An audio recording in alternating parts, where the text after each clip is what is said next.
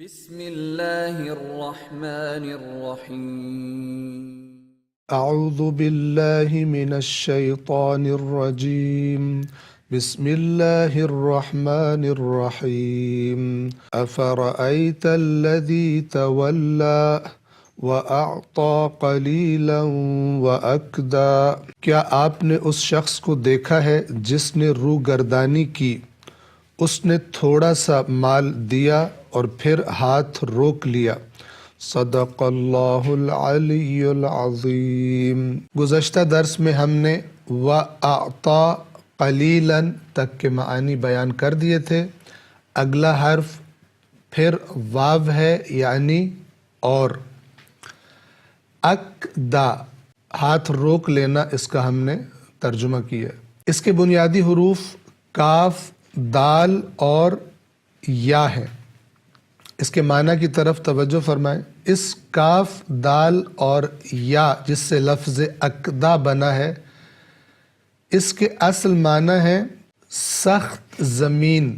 اس کو عربی میں اس کے لیے لفظ استعمال ہوتا ہے القدیۃ۔ القدیۃ، قدیہ یعنی کاف، دال، یا اور تا، گول والی تا۔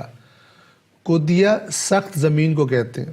اور اگر کوئی شخص پانی کی تلاش میں زمین کو کھودے اور زمین کو کھودتے ہوئے بالآخر نیچے سے سخت زمین نکل آئے اور گویا کہ راستہ بند ہو جائے پانی تک پہنچنے کا، سخت زمین جسے کھودا نہیں جا سکتا، اس سخت زمین تک پہنچ کر رک جانے کے لیے لفظ اکدا استعمال ہوتا ہے۔ یعنی کنواں کھودنے کے لیے، پانی تک پہنچنے کے لیے زمین کھودی اور زمین کھودتے ہوئے سخت زمین پر پہنچ کر رک گیا، آگے نہ بڑھ سکا۔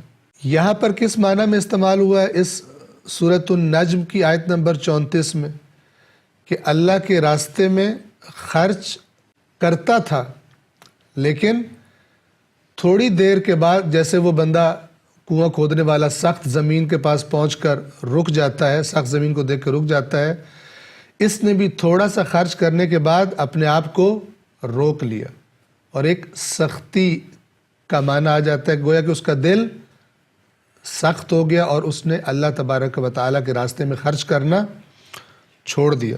اور یہ اشارہ ہے اس کی طرف بھی کہ جن کو اللہ نے اس معاشرے میں مال دنیا عطا کیا ہے، دنیا کی نعمات زیادہ عطا کی ہیں، اور وہ غریبوں کا اور محروموں کا خیال نہیں رکھتے، گویا کہ ان کے دل سخت ہیں، ان کے دلوں میں انسانیت کی ہمدردی کی وجہ سے نرمی پیدا نہیں ہوتی، اپنی ہی دنیا میں، اپنی ہی لذات میں بے حسی کے ساتھ مگن رہتے ہیں اور مصروف رہتے ہیں۔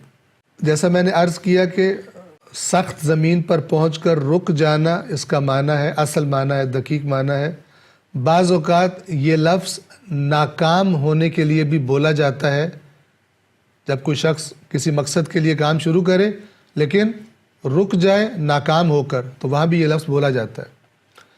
اور ناکامی کا معنی بھی یہاں پر ہمیں یعنی اس لفظ میں پایا جاتا ہے، اس آیت میں، کہ ظاہر ہے کہ جو قرآن مجید کی تعلیمات ہیں اس میں خدا کے راستے میں خرچ کرنا ایک بہت ہی ضروری چیز بتائی گئی ہے، اور جو شخص اللہ کے راستے میں خرچ نہیں کرتا بالآخر ناکامی سے دوچار ہوگا، اللہ کے نزدیک کامیابی نہیں مل سکتی۔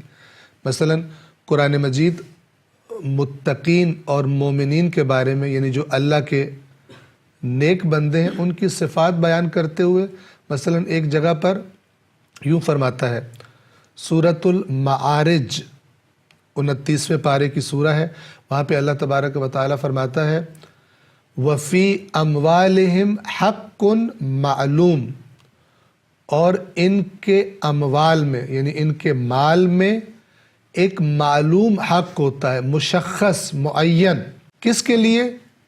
لِلسَّائِلِ وَالْمَحْرُوم، مانگنے والوں کے لیے اور محروم لوگوں کے لیے۔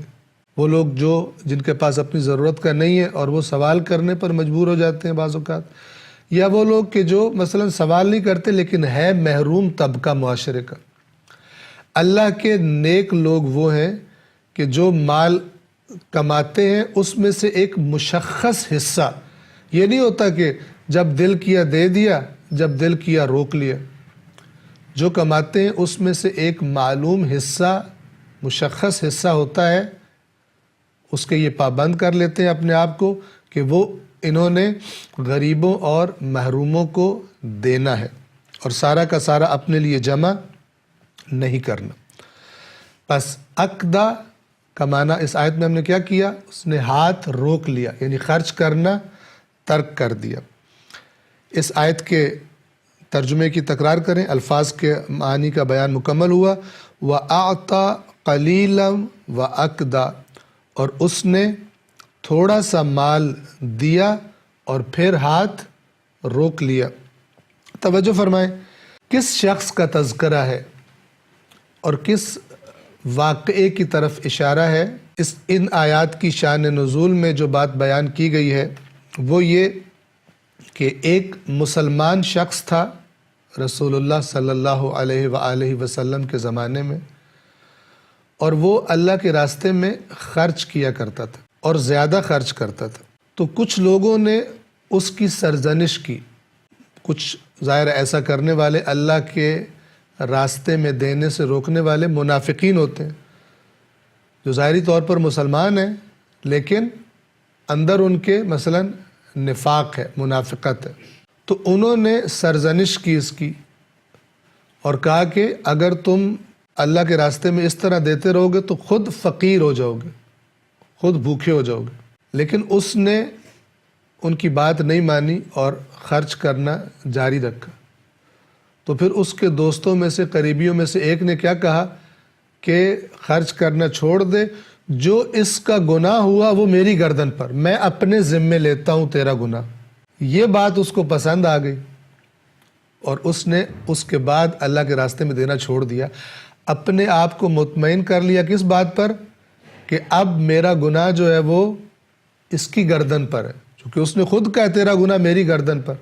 اب یہ عقیدہ اس نے کہاں سے بنایا؟ اللہ نے تو نہیں کہا تھا۔ اگلی آیات جو آئیں گی ان میں سے ایک آیت کیا ہے؟ اللہ تزر وازرۃ وزر اخری، کہ کوئی بوجھ اٹھانے والا کسی دوسرے کے گناہ کا بوجھ نہیں اٹھائے گا۔